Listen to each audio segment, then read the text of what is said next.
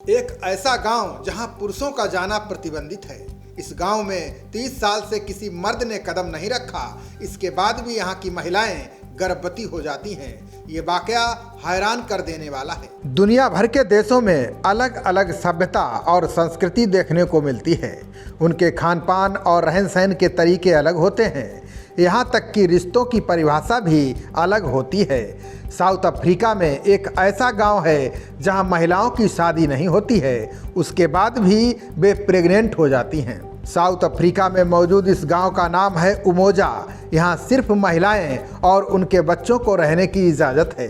30 साल से इस गांव में एक भी मर्द ने कदम नहीं रखा है। यहाँ मर्दों की एंट्री पर बैन है। इस गांव के बच्चों को ये पता ही नहीं होता कि उनका पिता कौन है।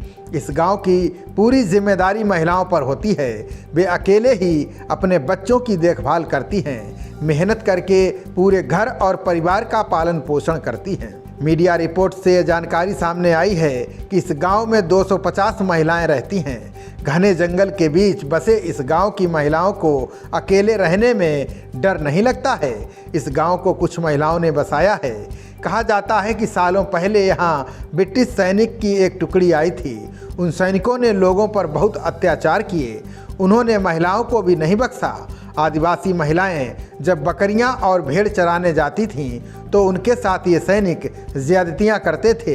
दुष्कर्म की शिकार महिलाओं को पुरुषों से घृणा हो गई। इसके बाद 15 महिलाओं ने अलग एक गांव बसाने का संकल्प लिया।